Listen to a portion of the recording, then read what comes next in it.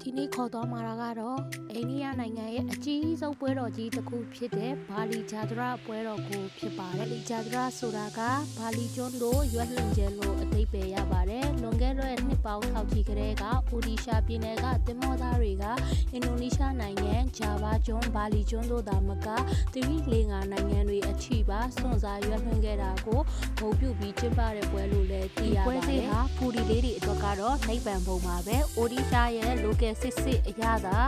အစားအစာတွေကိုတဝကြီးစားသုံးနိုင်မဲ့နေရာတစ်ခုလည်းဖြစ်ပါတယ်။ဒီပွဲတော်ကိုများသောအားဖြင့်နိုဝင်ဘာလမှာကျင်းပတတ်ပြီးအိန္ဒိယနဲ့အင်ဒိုနီးရှားကြားကတူညီတဲ့ကိုယ်ွယ်ယုံကြည်မှုတွေယဉ်ကျေးမှုတွေကိုအထင်အရှားဒီပွဲမှာတွေ့ရပါတယ်။ဒီပွဲလေးကိုတွားတင်မယ်ဆိုရင်အိန္ဒိယနိုင်ငံအိုဒီရှာပြည်ရဲ့ဘွိုင်ရာဗန္ဒနာဆိုတဲ့မြစ်ကမ်းဘေးကခက်ထောက်ဆိုတဲ့မြို့လေးကိုအရောက်သွားရမှာဖြစ်ပါတယ်။ဟာအာရှရဲ့အကြီးဆုံးပွဲစည်းတန်းကြီးတစ်ခုကအစားအသောက်လက်မှုအမှုပညာရိုးရာအကားနဲ့ကစားကွင်းတွေကြောင့်တစ်မျိုးလုံးကကြက်ပြန်မကြစိတ်ကနေတတ်ပါတယ်။အချီအကားစားလို့မော်တော်ကားအထိကုန်ပစ္စည်းမျိုးစုံကိုဒီနေရာမှာအကုန်လုံးဝယ်ယူရရှိနိုင်ပါတယ်။ဒီကမ်းနားမှာဆိုရင်လည်းထောင်ပေါင်းများစွာသောလူတွေကဖျောင်းနိုင်လေးတွေထွန်းထားတဲ့စက်ကူလှေလေးတွေကိုရေထဲမှာမျောပြီးဝေပြူဆူတောင်းနေကြတာဟာမြစ်ပြင်တစ်ခုလုံးမီးအလင်းရောင်တွေနဲ့အရန်လှနေတာပါ။တမိုင်းဆိုတာကစောင်းတွေထဲမှာပဲရှိတာမဟုတ်ပါဘူးဒီလိုပါလီဂျာဒရာပွဲတော်တွေထဲမှာလည်းရှင်သန်နေသေးပါပဲ။သင်ဟာ